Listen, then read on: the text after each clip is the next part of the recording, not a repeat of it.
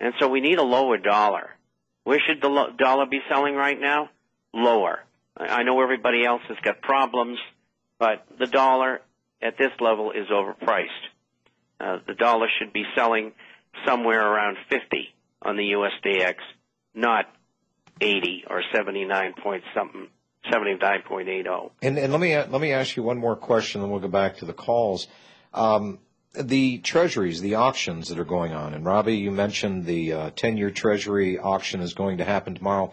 Who exactly are buying these treasuries? Is it the government through the banks monetizing our own debt, or is there some sucker out there actually buying these things? Well, and I think Bob will concur, probably there's a little foreign interest in the shorter notes. Steve Santelli gave the 3-year a C- today.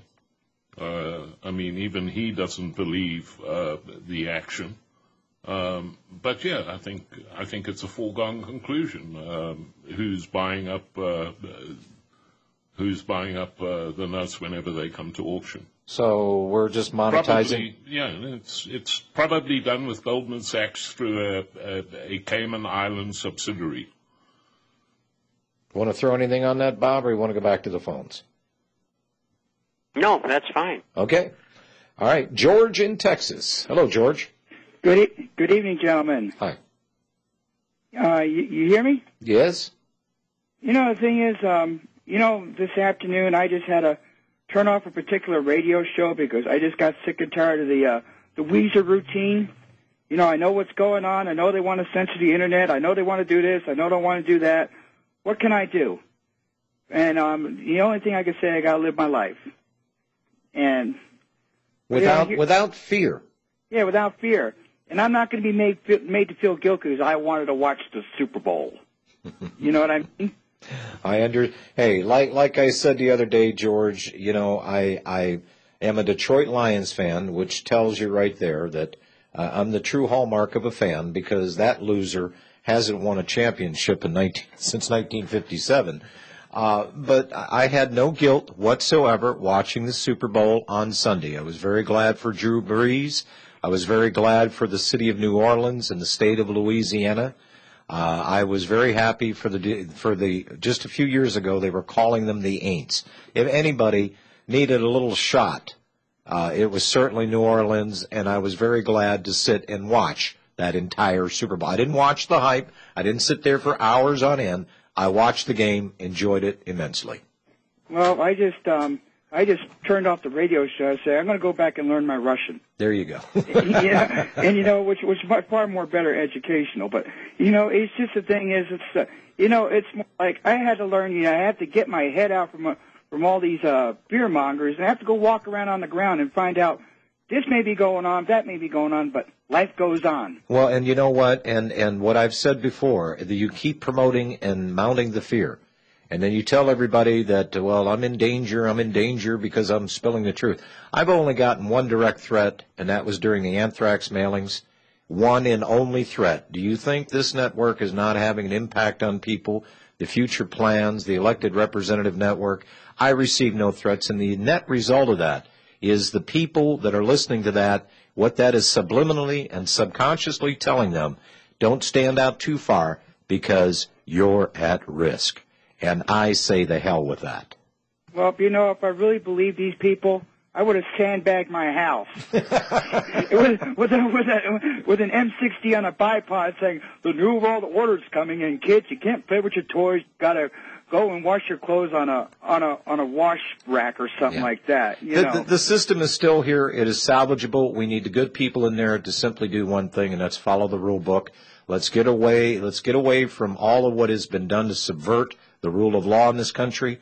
The people want the justice. They want their country back, and we're going to do exactly that. And then people like you've been hearing, the doomsayers out there, the fear-mongers, they are going to be swept aside by the legions of people marching for truth and liberty.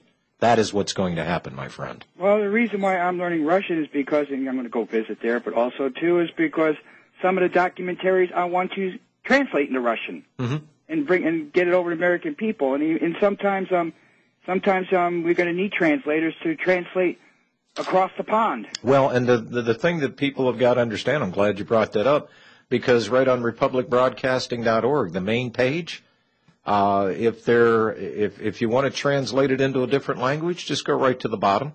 Everything on the website is translated into, I think, 50 different languages. Mm-hmm. So there you go. George, we got to move. I'm short of time. That's Vidania. Thank you very much. Remember what Uncle Joe said, keep your friends close, but your enemies closer. Mike in Minnesota. Hello, Mike. Hi, John. Thanks for taking my call. Yes, sir. My question is for Bob. Hi, Bob. Hi. My question is this, and I feel bad about saying it now since you're talking about all the fear-mongering and stuff, but I just read on your webpage about the two Israeli missile ships in a sub headed for the Red Sea. Yeah. That, given all the ships that we have over there, especially with the Israelis going over there now, I just don't picture them as going there to just hang out. That said, if this goes off, I mean, are we shortly looking at $300 barrel oil or what? Because my question is this: should I call the fuel guy and have him top off the fuel barrel out in the yard or what? I mean, honest to goodness. Bob? Well, you got a good point, and they're not there for nothing. Although it could be a training exercise, but well, this is what I heard today, Bob. I heard Obama talking about sanctions against Iran. He made the bold statement today that Russia is now on our side, and we're going to enforce these sanctions. We've had Joe Lieberman, dual citizenship himself, out there pushing hard for these sanctions, and if they don't work, we need to go to war with Iran. I mean, it is the same old neocon, doublespeak, banker-led consortium to try to pop the Middle East inside out to gain control financially of them and their resources. And the criminals are becoming blatantly obvious. And even Sarah Palin, I wanted to mention this, and Robbie, you started to. She shows up with an Israeli pin on her lapel. She is a flat-out neocon, and what she knows about the workings of the Constitution and the government, you can fit in a thimble, okay? She's challenged. She is severely challenged, and she might have been great as governor of Alaska, but how many people we got up there? She might have been okay for a small town in Alaska. She's the pop culture icon, and people that do these sorts of things. I mean, the Republican Party is seriously considering putting her up for a run against Barack Obama in 2012. Far too much Viagra going on there. I'm telling you. I mean, but listen, one thing you failed to mention about Iran, there's that big announcement coming on Thursday. Which is? February the 11th. Which is? The anniversary of ousting of the Shah. Which the CIA installed in 1953. Yeah, and the grand leader of Iran says it's going to be a shock to the West. So it can only be one of two things. It's either something financial, or probably they're going to announce, don't worry, we're not building a bomb, we've already got one or two. Well, I do not believe the Russians are going to crawl in bed with the Illuminists. I can't believe that. They've been through too much hell, and they're not going to do that. Yeah. Well, and there was Barack Obama. Barack Obama, your mama. He was up there, citing the fact that Russia is now on our side, and if necessary, we're going to apply these strenuous sanctions against Iran, and if that doesn't work, it was kind of an open-ended threat. How much more saber-rattling, I'll get that out, does Israel have to do? And, I mean, this stuff is coming unglued for not only the support of these campaigns. I mean, even Tony Blair came out today and is talking about these conspiracy theorists out there. This is not a theory, folks. These are real, hard, immutable facts. Many people are dead.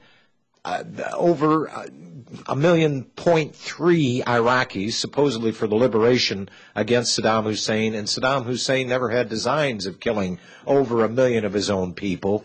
The idea of peace in the Middle East, from the Israelis' point of view, is continual and perpetual war by way of deception, the Mossad's moniker.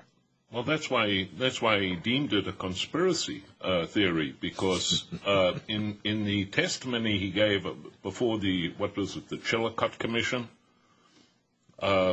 he admitted, it's on tape, he admitted that before the invasion of Iraq, he met with George Bill and high-ranking Israeli officials. Yeah, because they got the same problem over there as America's got over here. And if the Israeli lobby. And if anybody hasn't paid attention, the Democrats and Barack Obama, we're going to put end to the war in the Middle East. We're going to bring the troops home.